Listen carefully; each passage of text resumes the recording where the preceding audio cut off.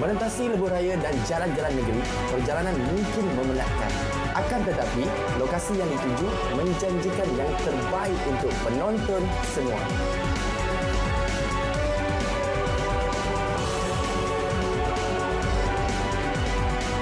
Tanjung Resang, pertemuan dan persinggahan untuk kedamaian jiwa.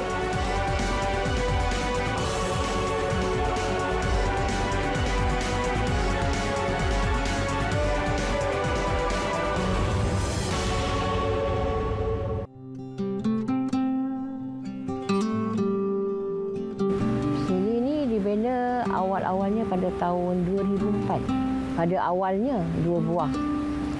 Kemudian bertambahlah daripada setahun ke setahun mengikut keperluan. Kemudian dibina tempat makan, selepas tu dewan, kemudian sekali lah tu. Sehingga pertambahan dapur masak untuk yang nak memasak sendiri. Cukup sampai tahun 2013. Semua dah ada fasilitis tu.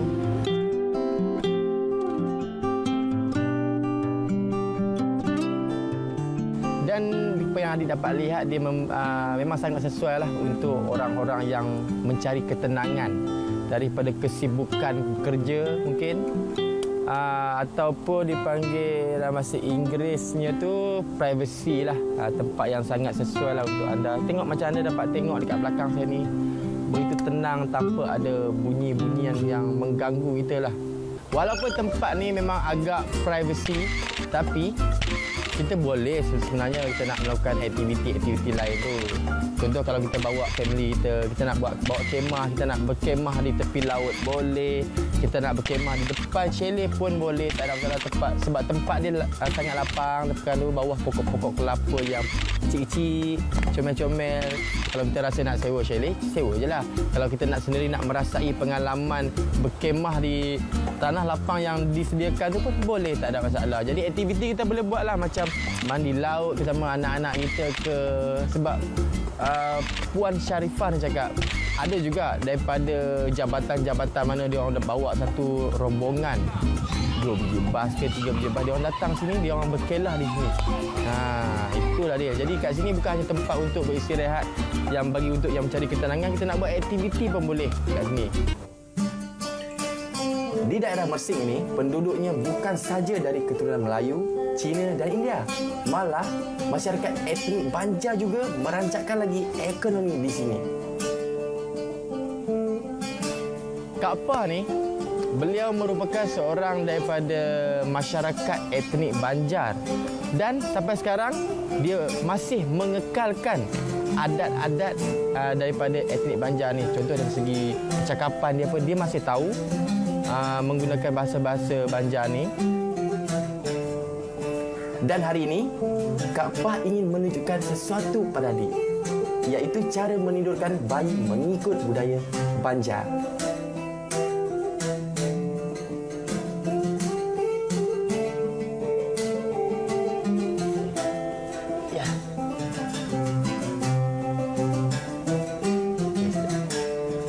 pada zaman moden ini, lazimnya kalau kita nak menidurkan anak-anak yang kecil, kita akan menggunakan buaian elektrik ataupun buaian biasa lah. Tapi dalam uniknya Desaku pada kali ini, saya akan menunjukkan bagaimana etnik Banjar menidurkan anak-anak mereka, iaitu menggunakan kaedah pukung.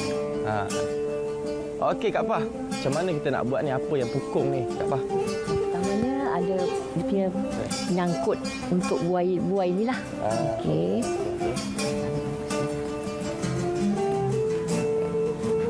Biasanya kita buat pukung ni time bila? Time malam-malam nak tidur ke macam Nak mana? tidur, kalau misalnya yang anak yang susah nak tidur lah biasanya. Jadi lebih mudah gunakan pukung ni. Cara Menggunakan pukung. pukung. Jangan menangis, jangan macam ada sakit kembung perut. Tu. Untuk mendegakan. Oh, dia dah Kain gunakan pelikat. ni pula kan? Ni kain pelikat Kain pelikat dan dengan juga kain batik. kain batik untuk mengikat badan bayi tersebut. Okey. Okey, ni saja. Lepas tu kita ambil baby. Okey, Pa, bagi baby tu kat sini. Tengok macam mana dia. Bismillahirrahmanirrahim. Ni.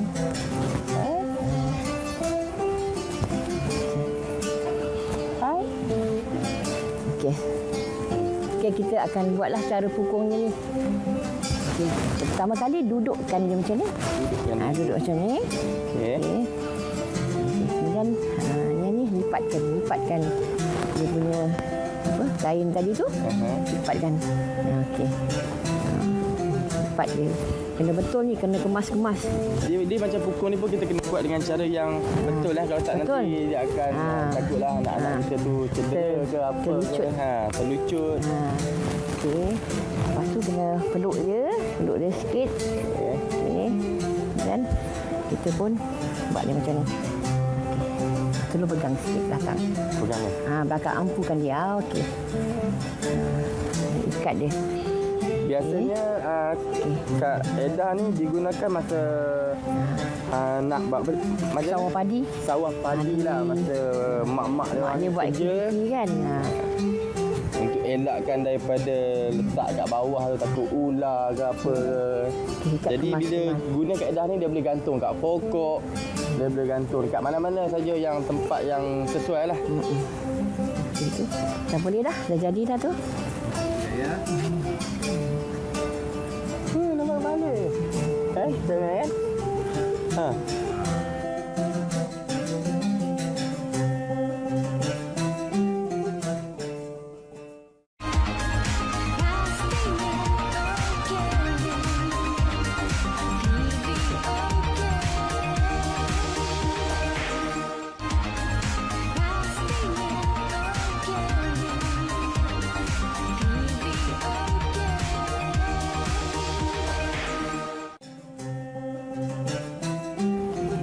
Okey, bayi ni pada awalnya masa sebelum kita nak buat pukung ni, dia macam tak best lah. Duduk dalam ni apa, duduk dalam ni. Tapi bila dah buat, tengok.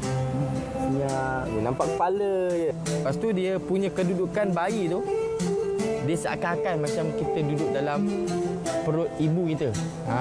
Dan dalam masa 5 minit, bayi tu dah boleh tidur dah selama beberapa jam. Dan dia takkan terkejut, takkan rasa tak selesa sebab kita duduk memang sangat-sangat selesa. Nampak kepala je. Oh, dia memang betul dia dah menguat dah tu. Sekejap lagi tidur. Tepuk dia. Tepuk sekejap ni. Tidur ni. Dia aktiviti ni boleh tak buat kalau time kita nak sembang-sembang? Boleh. Yeah. Boleh. Kalau biasanya jamuan-jamuan apa kan. Jadi anak-anak ramai buai tak cukup. Maka bolehlah digantung macam ni. Biasanya orang Banjar ni buat dia nak buat misalnya nak buat kenduri ke apa kan. Jadi anak-anak kecil ramai jadi tak cukup buaya-buayan kan. Jadi cara ni lah yang lebih orang kata Lebih sesuai lah. sesuai lah. Dah dekat dah tu. Dia kalau usia bayi ni biasanya memang dalam lingkungan ni ke ataupun yang besar? Dia sampai umur sampai dia boleh sebelum berjalan lah biasanya. Oh, biasanya. Biasa dia akan suka tidur kat sini lah. Yang sebelum berjalan kan. Lebih senang lah macam tu. Berapa lama dia jam tu tidur ni? Jadi kalau betul-betul 2-3 jam dia boleh tidur. Boleh tidur? Ya, dan dia tak terperanjat. Kalau ikat macam ni kemar dia tak terperanjat. Tidur lena lah maknanya. Kebanyakannya kalau orang Banjar tu sekarang ni masih lagi lah. Ada lagi yang masih menggunakan terutamanya di kampung-kampung.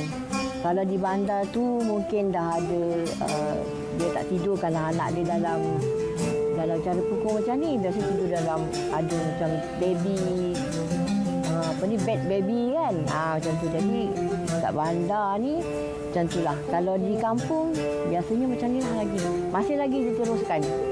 Masih lagi diteruskan macam ni. Kalau orang Banjar lah. Kalau orang Melayu tu rasa tak ada. Sebab dia kata takut pinggang patah lah. Takut macam terlampau tu sangat kan. Jadi dia rasa macam pelik lah.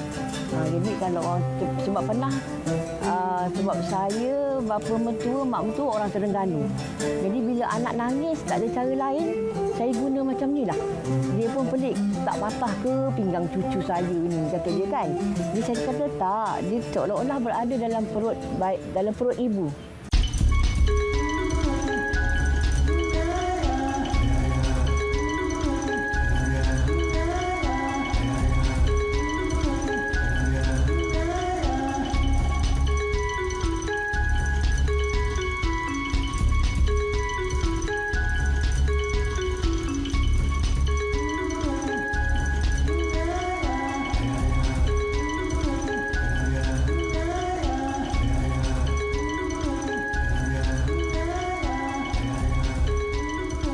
Wadai Kiping ni kira terkenal lah di kalangan masyarakat Banjar.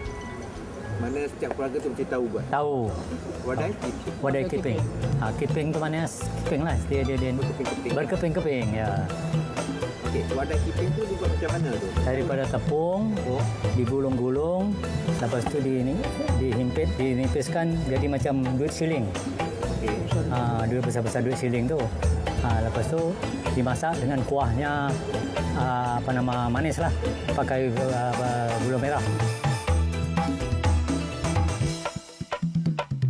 Orang boleh ketengahkan dia punya permainan tradisional dia, masakan tradisional dia, Jawa ada dia punya ni dan terkenal seluruh negara. Kenapa kita tidak?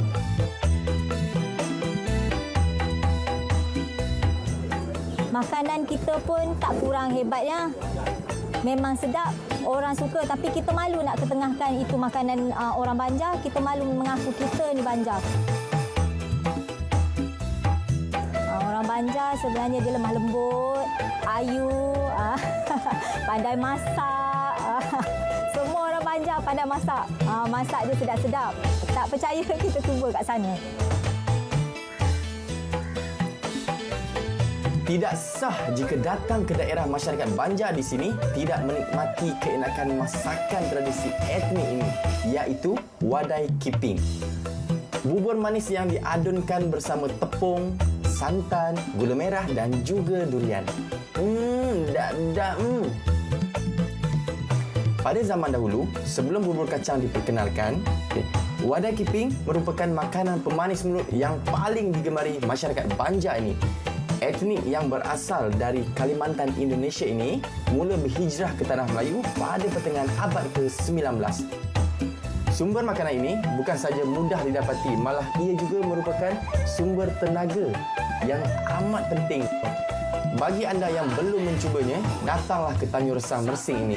Kak Pah, kita sedia menjamu selera anda.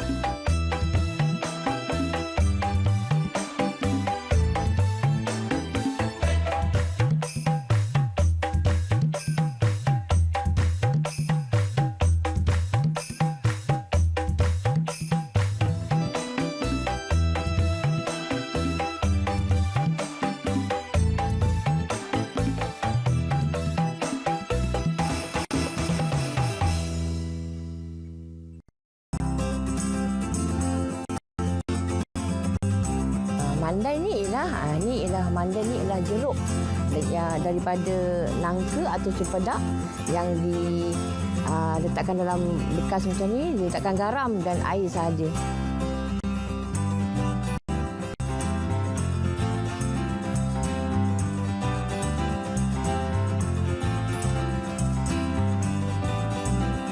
Okey, mula-mula Langkah yang pertama ialah kita letakkan sedikit minyak untuk menggoreng ni.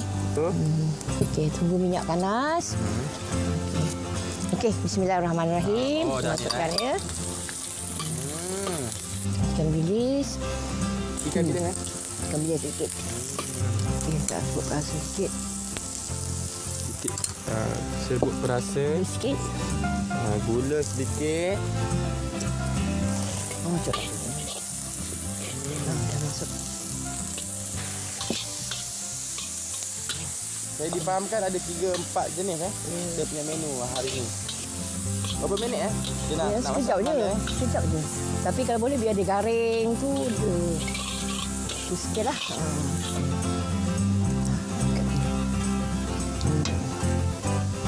Kamera mana? Kamera sini. Okay. Susun dia ikut.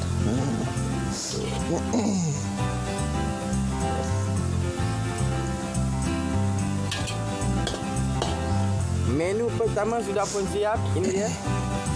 Panggil mandai. Goreng. Mandai goreng.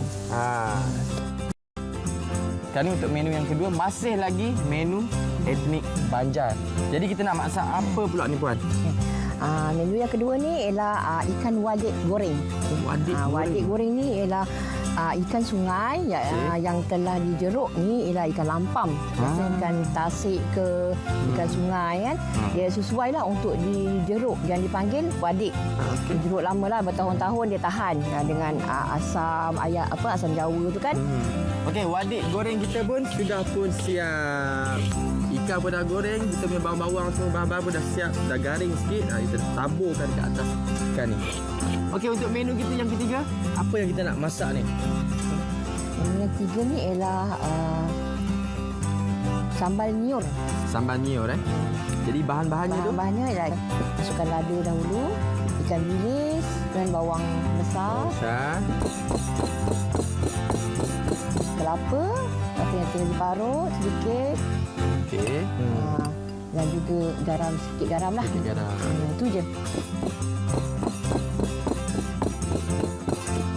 Menu kita yang ketiga pun telah pun siap. Ini dia. Sambal niur. Sambal niur.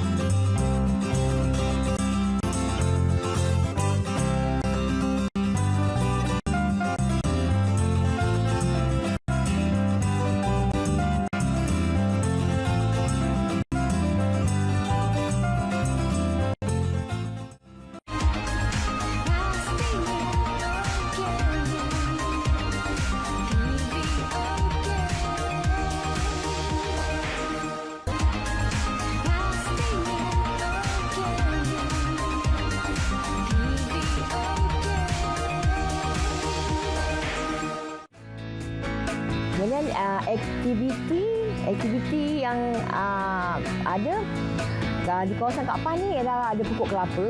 Biasa yang datang tu murid-murid dan juga student universiti. Jadi salah satu aktivitinya ialah yang berkaitan dengan pokok kelapa lah.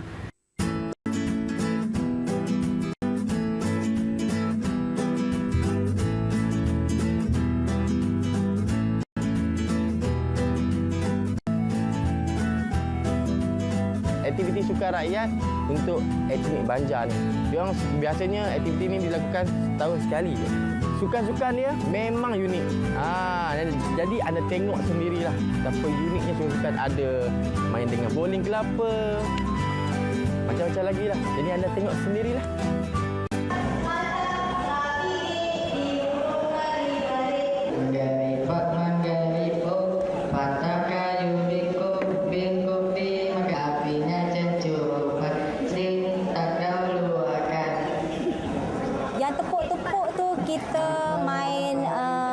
Ampal pisang. Kalau ikut kajian dari Pusat Kajian Kebudayaan Banjar dari Kalimantan Selatan, dekat sana pun dia memang ada permainan ni. So saya cuba cari dekat Malaysia ni ada tak permainan ni?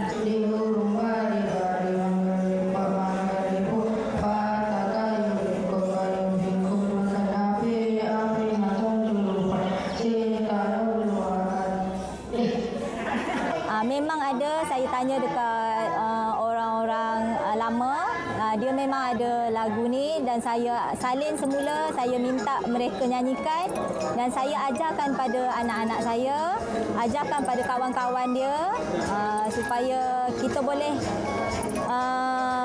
berikan orang kata sesuatu untuk anak-anak ni. Maknanya dia tahu sebenarnya dia ada juga permainan tradisional dia sendiri sebagai anak Banjar. Yang lepas ni kita akan bagi demo untuk cok-cok bimbing. Kertas yang diturunkan dalam tangan salah seorang pemain. Permainan yang kedua kita main cok-cok bimbi.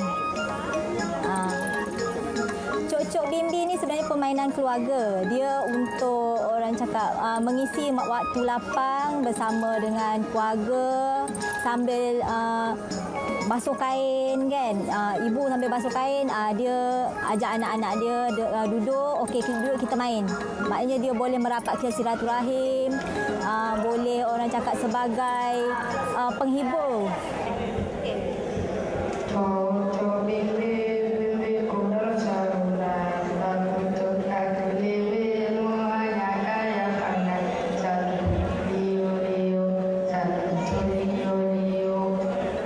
Macam sekarang kanak-kanak main game, dia seorang saja, dia tak ada komunikasi dengan keluarga dia. Bila ada mainan ni dia berkomunikasi dengan keluarga dia dan permainan ni seronok. Sebab apa saya kata seronok? Sebab dia orang boleh mengenakan orang tu sampai orang tu sendiri akan cakap saya tak nak main lagi. Itu yang seronok sebenarnya.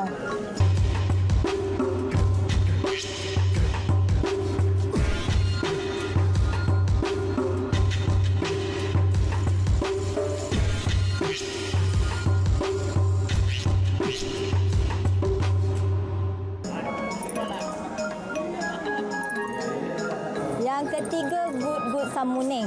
Gut-Gut Samuning ni sebenarnya saya buat kajian lama jugalah mencari seni kata sebenar lagu ni dan saya dapat beberapa versi. Saya tak pasti yang mana satu lagu yang sebenarnya. Mungkin Gut-Gut Samuning ni berasal daripada suku Alai. Gut-gut samuning, samuning, samungala, gala, karain, karain, judin, judin, gala, karain, karain, judin, judin. Sebab tu lagu Gut-Gut Samuning ni melalui apa yang saya kaji, tapi tak tahulah, mungkin belum habis lagi kaji sebab saya tak dapat cari yang betul-betul seni kata dia. Sebab saya dah tanya orang lama-lama, veteran dulu-dulu yang umur 50 dia tak pandai nyanyi lagu ni. Yang mungkin umur dia dah 80 dia masih ingat ada lagu ni dan dia masih ingat permainan dia macam mana. Ayah saya berumur 60 tahun, saya tanya dia cuma ingat lagu dan sedikit cara main. Dia kata dia pusing-pusing kepala tapi dia tak tahu macam mana cara permainan keseluruhan dia. Maknanya bila saya tanya umur yang 80 ke atas, dia tahu permainan ni, dia lebih kurang macam main macam polisantri tu. Kita tutup mata dia, lepas habis lagu tu kita buka, dia kena kejar orang tu sebab mata dia dah lama dia tutup. Orang yang jadi tu, yang jadi tu sebenarnya dia akan digoyang macam ni. Bila dia digoyang macam ni, kepala dia akan pening sambil tutup. Bila dia buka je, dia terus tengok terang, dia akan pening-pening lalat, dia akan kejar. Itu yang seronok sebenarnya. Dengan ini maka berakhirlah sudah saya di Sari Jentayu Tanjung Resang. Semoga apa yang telah kami paparkan sebentar tadi memberi manfaat kepada anda semua.